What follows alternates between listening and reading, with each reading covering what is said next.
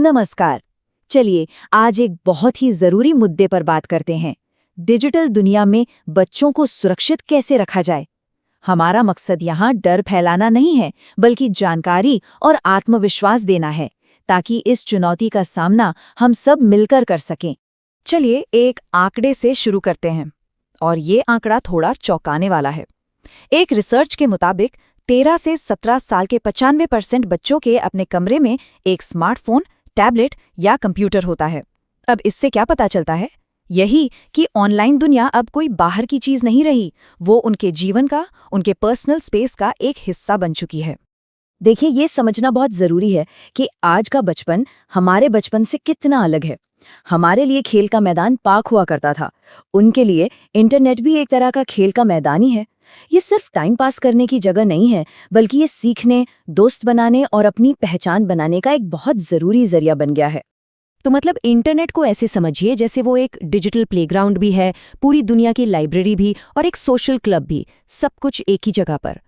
तो जैसे हम बच्चों को सिखाते हैं कि पार्क में अजनबियों से बात नहीं करनी है, ठीक वैसे ही हमें उन्हें इस डिजिटल दुनिया के नियम भी सिखाने होंगे।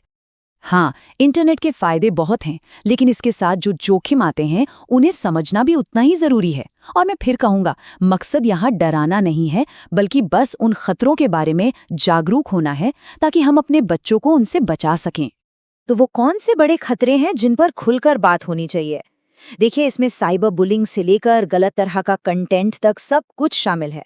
और साथ ही अपनी पर्सनल जानकारी को कैसे सेफ रखना है और ऑनलाइन मिले अजनबियों से क्यों नहीं मिलना चाहिए, इन सभी टॉपिक्स पर एक खुली और ईमानदार बातचीत बहुत जरूरी है।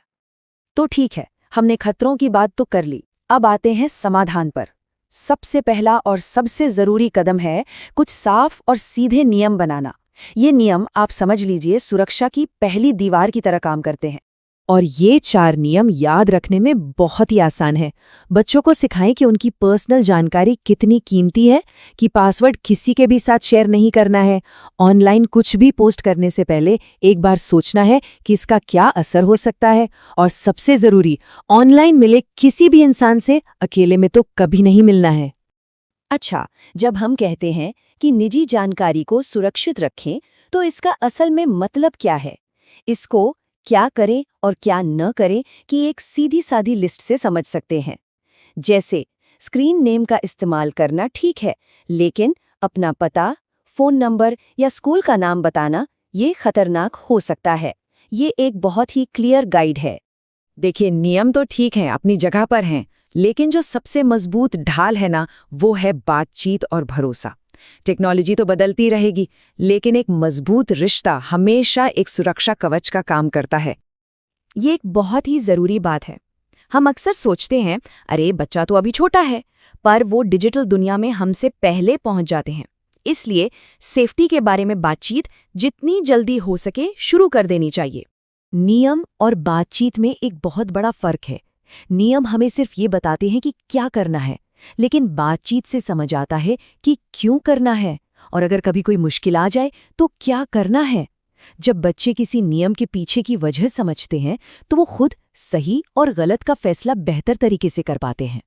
एक बात हमें हमेशा याद रखनी होगी कि ऑनलाइन सेफ्टी कोई एक बार का लेक्चर नहीं है। ये कोई मंजिल नहीं, बल्कि एक लगातार चलने वाला सफर है।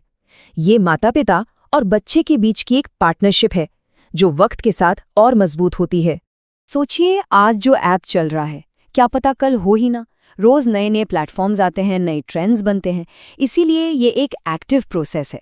हमें भी बच्चों के साथ साथ सीखते रहना पड़ेगा और अपनी बातचीत को भी वक्त के साथ बदलना होगा। तो आखिर में सवाल बस इतना ही है, डिजिटल दुनिया तो लगातार बदल रही है, क्या हमारी बातचीत भी उसके साथ साथ बदल रही है? याद रखिए, हमारा रोल एक गार्ड का नहीं, बल्कि एक गाइड का होना चाहिए। एक ऐसा गाइड जो इस बदलती डिजिटल दुनिया के सफर में अपने बच्चों के साथ साथ चले।